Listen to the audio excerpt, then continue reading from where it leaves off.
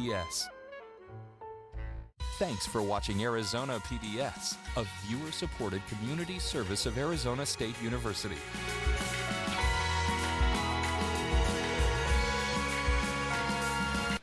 See this playset? There used to be a pickup truck sitting there, a truck I didn't use and didn't want. So I donated it to public television, and they took care of everything. In addition to supporting my favorite programs, I earned a tax deduction. Turn something you don't need into something you really want. Contact the Vehicle Donation Program. Coming up next on Arizona PBS, Life and World. A parent is a child's first teacher. That's why Arizona PBS is providing a series of free workshops to parents and caregivers of preschool-age children who live in Yuma County. Learn how to expand your child's reading and language skills through fun activities featuring their favorite PBS characters. You'll also get interactive tools you can use every day at home to unlock the power of literacy in your little one's life. Register for this 6-week series at azpbs.org/workshop. Workshops begin soon, so sign up today. Coming soon to Arizona PBS.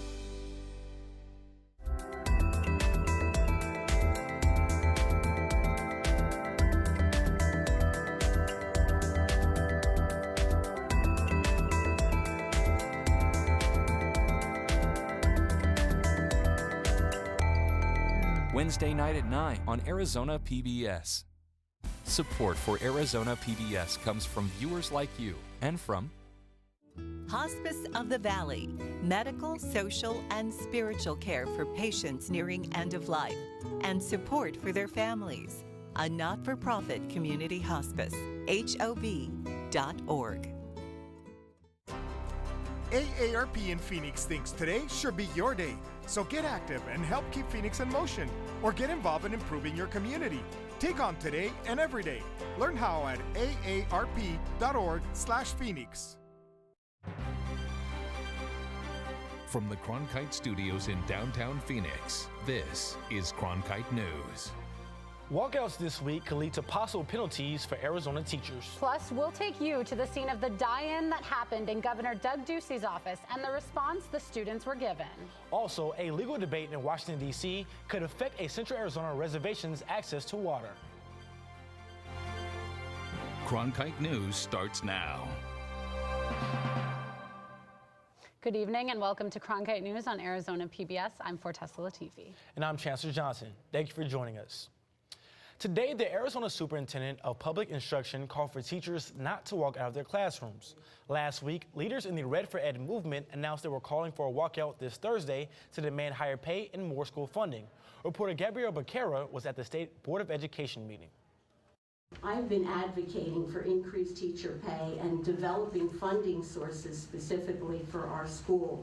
But I will say loudly and clearly, in my opinion, a strike is absolutely the wrong way to achieve this goal. Superintendent Diane Douglas addressed what she called a strike at the State Board of Education meeting this morning. Even with a statewide vote to strike, it's different here than it's been in other states because our teachers are not state employees. So what's the difference between a strike and a walkout? Douglas says the best legal guidance on a teacher strike is from the 1971 State Attorney General's opinion. She says this is still considered good law and it prohibits strikes or walkouts. Teacher strike by any name is unlawful in Arizona. We asked the organizer of Arizona Educators United about the difference between a strike and a walkout.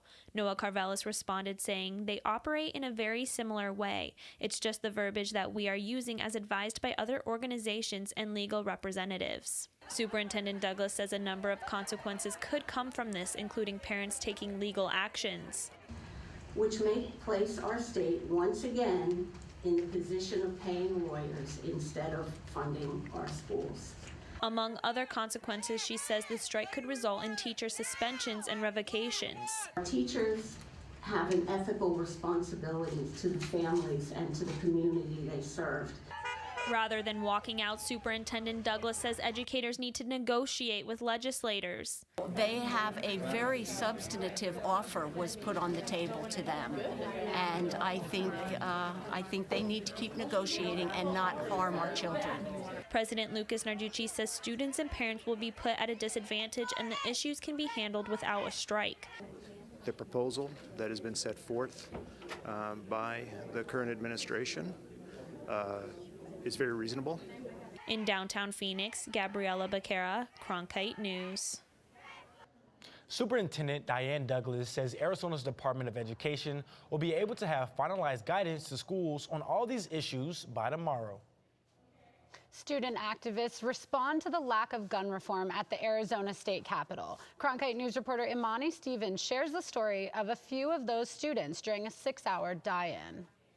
Want to move forward, we need to have discussions, not debates. We need to have an open dialogue between people who agree and disagree with gun control. And to begin this discussion, Valley student activists protested in lobbies of several Capitol buildings. We're supposed to be safe, and now this is what we have to do in order for our governor to listen to us. It's not fair.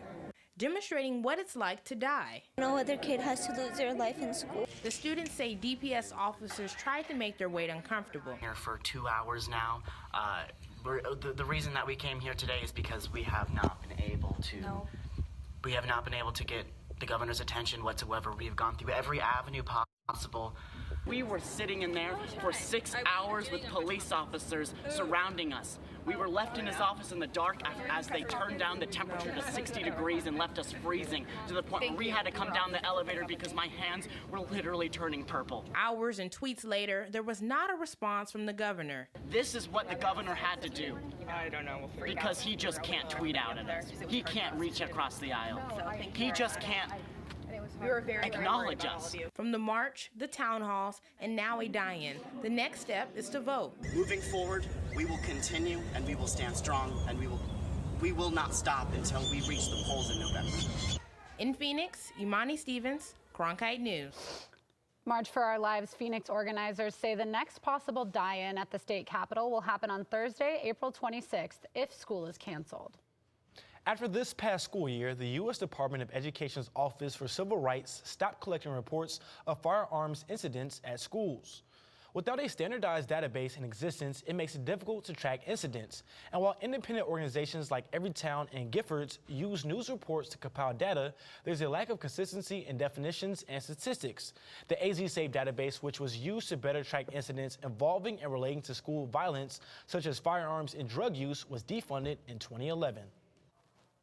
As voting closes tomorrow for Trent Franks' seat in the District 8 special election, a close race seems possible between Harold Tiperneny and Debbie Lesko, despite the district being primarily red.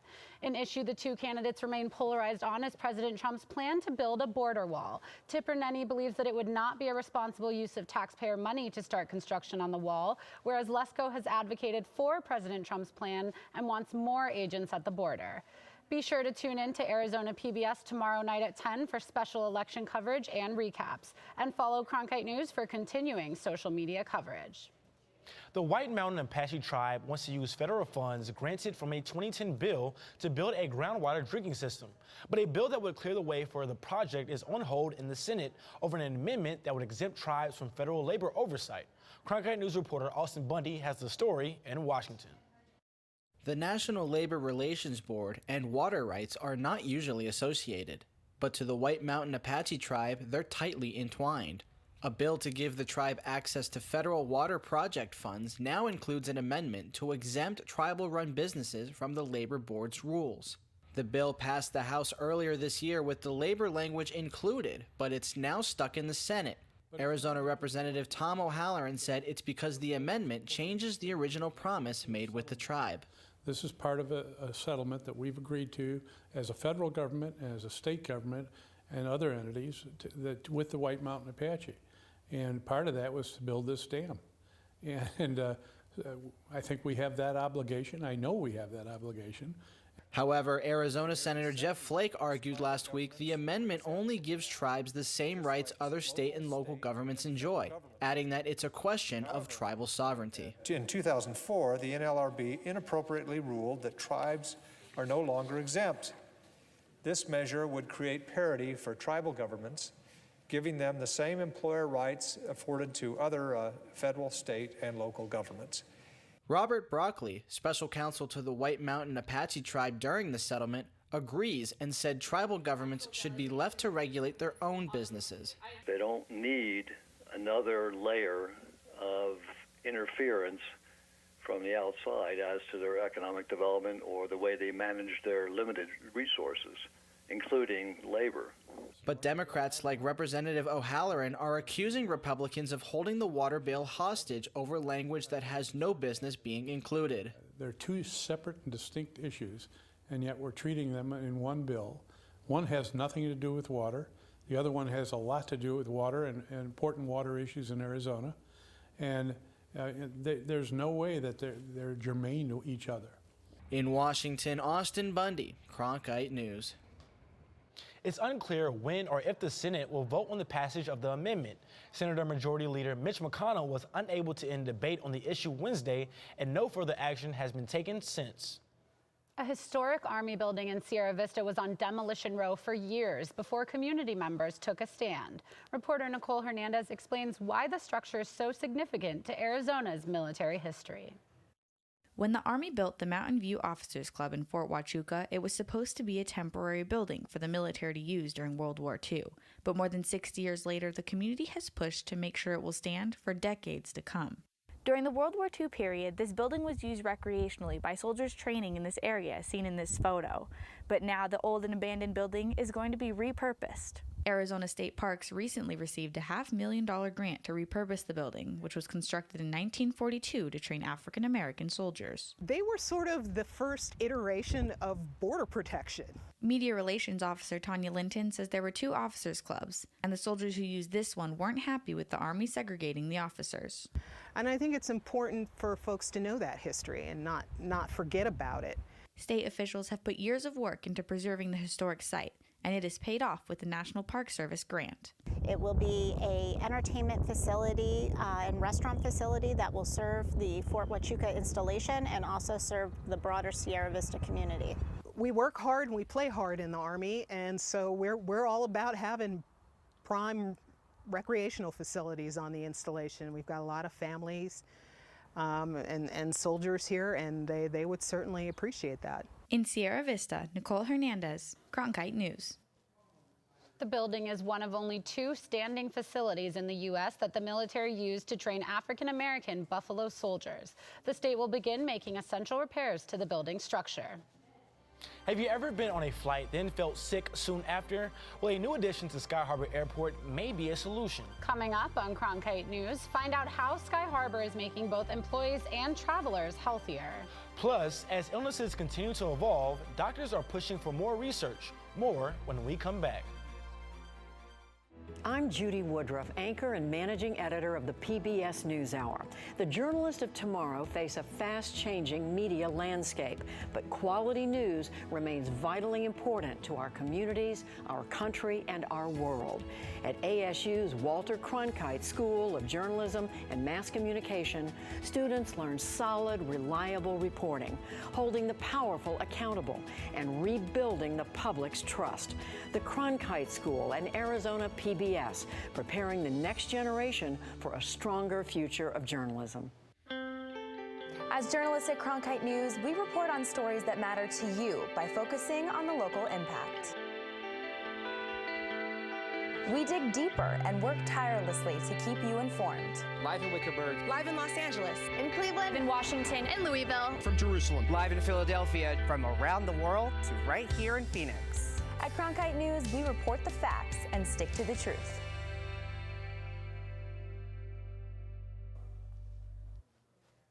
Sky Harbor Airport today opened an urgent care center in Terminal 4. Cronkite News reporter Mari Nelson talked to city officials who shared the benefits of this new airport addition.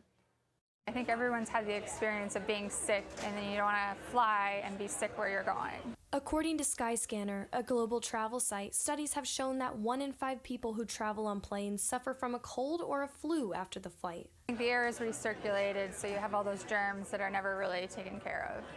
U.S. Careways will work to treat those who are sick at Sky Harbor Airport. John Schufelt, CEO of U.S. Careways, says they have about 40 types of medications that they can prescribe to patients. For example, if you're flying and you have an inner ear infection, we can evaluate you, diagnose you, and treat you right here and give you medications to go home with.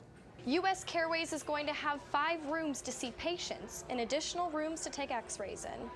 The health center will be available to more than 100,000 passengers as well as the 32,000 employees. The employees that are here on a daily basis and them having needs for flu shots, they get, their hand cut, a lesion, a stomach ache, perhaps a vaccination. Schufelt says it's all about convenient access to health care without even leaving the airport or having to make an appointment. I think I'm most excited that this is a new concept that'll be a one-stop shop for travelers. Got to get to the airport early anyway. You might as well be productive while you're here.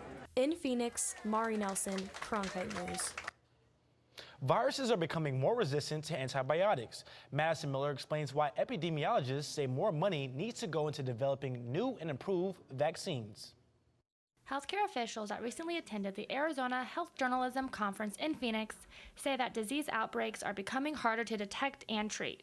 Siva Shapar, director of epidemics prevention team at the nonprofit Resolve to Save Lives, says that we need to put more research into new vaccines. These are living organisms that evolve and adapt. And so the medicines we have to treat things like bacterial infection, there hasn't been a lot of progress in coming up with new medicines. Shapar says that he creates possible vaccines for different outbreaks. But for example, the strand that worked in January to get rid of the flu might not work in July because the virus has had time to adapt and evolve. Just because you get a flu vaccine for, say, type A of a certain type, if there's a different type of flu out there circulating, you're not going to be protected. And that varies from year to year. Even the ways they create the vaccine can be part of the problem. There's some changes in the way we make flu vaccine in eggs. There's some adaptation there that can cause small changes. So all of these things and some other things lead to the fact that it's not necessarily a perfect match once the flu vaccine comes out. Epidemiologist Sakia Popescu says that people don't have to rely on vaccines. They can prevent an illness outbreak in other ways, like finishing a dose of antibiotics and coughing into their elbows. Hand hygiene is like the one thing you can do that's really going to make a difference. It's surprising. I don't think people really give it the credit it deserves. All things you can do to help prevent the spread of germs when you are sick. In Phoenix, Madison Miller, Cronkite News. Shapar urges people to get the vaccinations that are available to protect their health and the health of the community.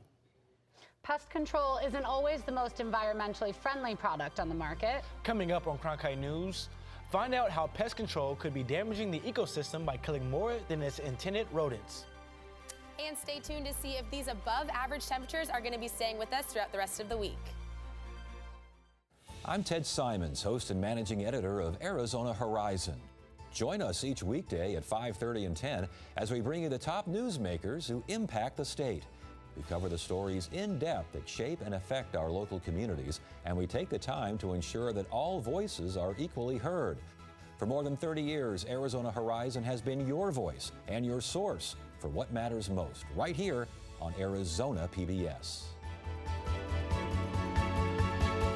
I'm Matt Berry, ESPN Sports Center anchor and graduate of ASU's Walter Cronkite School of Journalism and Mass Communication.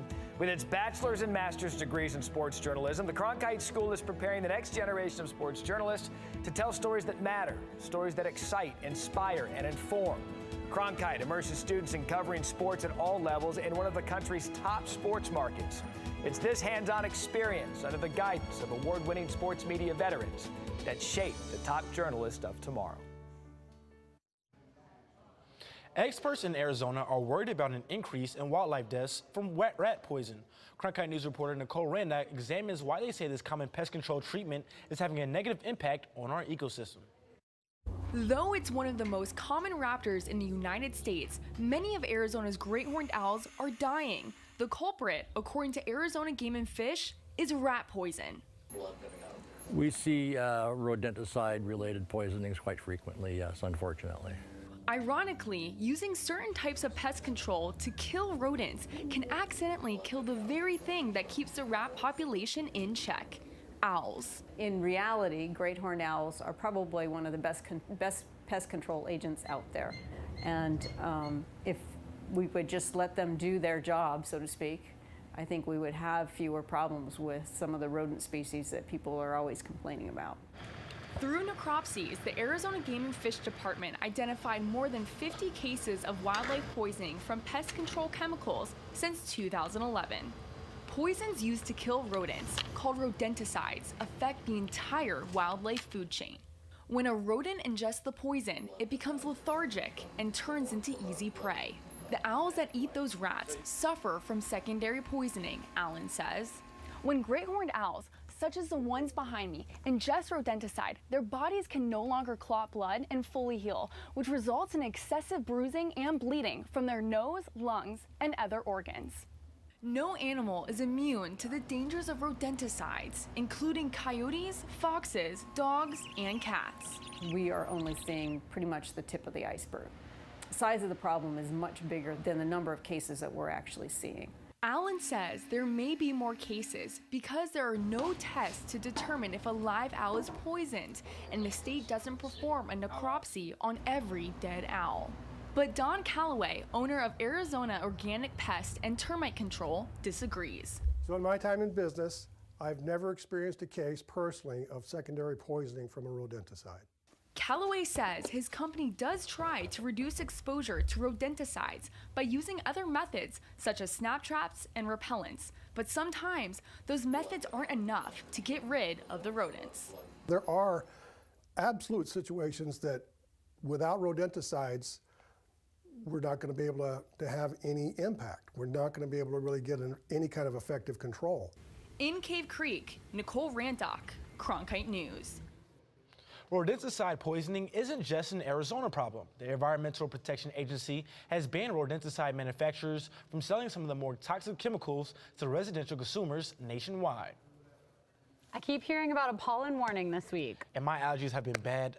What's going on? Yeah, so there was a high pollution advisory actually out for Maricopa County, including the greater Phoenix area. And this pretty much means that it is unhealthy for sensitive groups. So if you do fall under this category, try to stay indoors and limit those outdoor activities. But regardless of that advisory, it was a beautiful day for us here in Phoenix, a warm day for certain. 95 degrees was our high with mostly sunny skies though. But as we head into our evening, these temperatures are going to drop pretty cool. It'll cool down for us a little bit as we head into our night. 60 degrees around 4 a.m. and then these are going to shoot right back up. As we head into tomorrow, we are going to have a high of 95 degrees here in Phoenix, a high of 93 degrees in Tucson, 96 in Lake Havasu, and 73 in the Grand Canyon. Now Thursday is going to be our warmest day at 99 degrees. And then on Sunday, if you have any weekend activities, try to plan them on Sunday. It will be our coolest day of the weekend at 90 degrees. And then on Monday, we're going to drop into 86 as our high. For Cronkite Weather, I'm Holly Bach.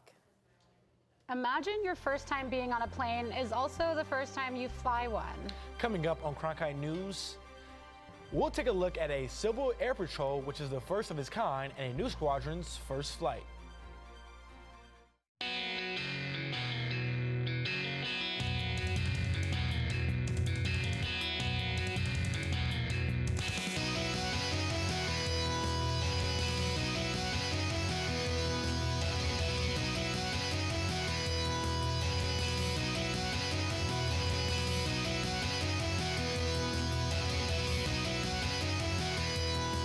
Cronkite News, weeknights at 5 on Arizona PBS.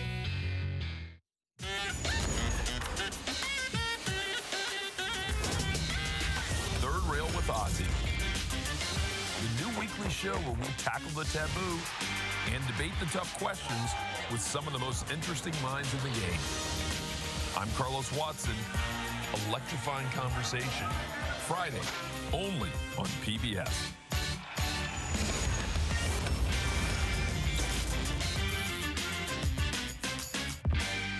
Millions of people die every year from drinking dirty water. I would never have felt I had the ability to do something without ASU pushing me. We built filtration systems out of local materials with the people. To see those kids drink clean water for the first time, it's the most rewarding feeling that you can ever have. I went to ASU because I wanted to change the world. The thing I never would have expected is how the world would have changed me. This is my first time flying might not be what you want to hear your pilot say, especially if you're about to take a trip over the Grand Canyon. Our reporter Olivia Richard braved the unknown, joining some brand new pilots on their historic first flights. It's not every day you get to go wheels up over the Grand Canyon as a student, but here in the Navajo Reservation, 8 students are earning their stripes with Civil Air Patrol. There's another compass, but that one's more reliable. And right here's GPS, and this one you can use to listen to the weather. Members of Arizona's newest Civil Air Patrol squadron will forever remember this flight. That's because not only is this the first time most of them have been in a plane, it's also the first time they'll be piloting one. It represents an opportunity for kids that are normally don't have as many opportunities as a lot of kids. We're based on the Navajo Reservation in a very remote area, and it also represents their history of service to the United States. Presented with their official charter, the Code Talker Bahi Ketchum Composite Squadron 211 became the first Civil Air Patrol platoon to exist on a Native American community. With a whirl and the all clear, the cadets from this unlikely squadron took off. And so as we started going towards the runway, I was really nervous. I was looking down because about maybe 30 seconds after we started driving down, I could feel the plane going up. It was cool. For mother Felicia Yazzie, watching her son climb into the cockpit is a memory that's hard to put into words. Heart-wrenching at the same time, but excited. Yeah. It was anxious, anxiety, I guess. I don't know. It was all in one. Named after the late Navajo code talker Bahi Ketchum, the platoon represents a legacy that runs deeper than the canyons. Oh, just having it named, their squadron named after the code talker. It's something that our tribe has gone through, and that is very heartfelt. The program offers youth the chance to expand their knowledge of aeronautics and in some cases acquire their pilot's license. It can even give them a head start on a career within the military. He wants to go into the Air Force from after this, and I was just like, I know with this program at least he'll be a higher ranking once he gets done. As the plane taxis in, marking the end of the cadets' first flight, the day marks a snapshot in a journey neither the pilots nor their families will ever forget. In Shanto, Arizona, Olivia Richard, Cronkite News. The program also offers long-term career benefits. Cadets who complete the Civil Air Patrol curriculum have the opportunity to continue their service as members of the armed forces, entering with elevated rank, status, and pay. Cronkite News is proud to be the news division of Arizona PBS. Here's what's coming up on Arizona Horizon and PBS NewsHour. On the next Arizona Horizon, we sit down with Republican congressional candidate Debbie Lesko and how a special group of dogs works to bring comfort to young patients. I'm Judy Woodruff on the next NewsHour. 5 years after a tragic fire at a Bangladesh garment factory, what's changed for those who make our clothes? That's Monday on the PBS NewsHour. That's it for Cronkite News tonight. Thanks for joining us. And for top Arizona stories anytime, go to cronkitenews.azpbs.org.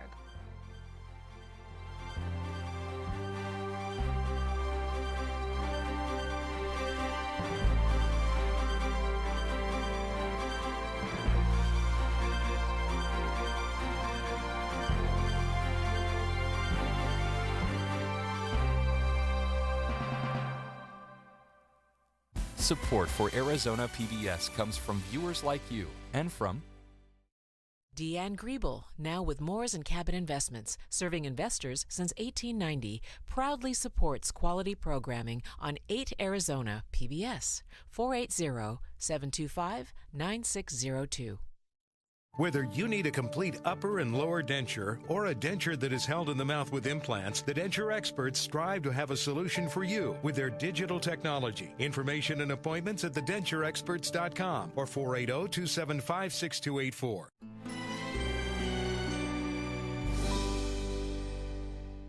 Our planet is home to 30 million different kinds of animals and plants. On land and in the water, these living things have adopted amazing ways of surviving.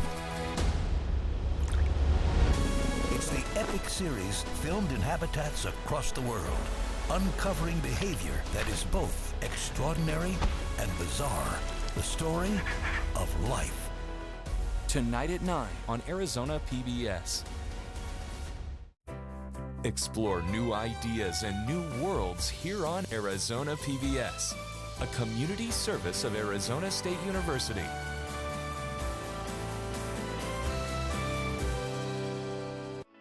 If you are 60 or over, consider a charitable gift annuity with Arizona PBS.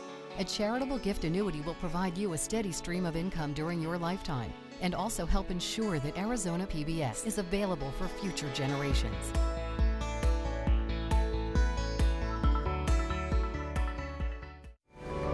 Coming up next on Arizona PBS, life and world.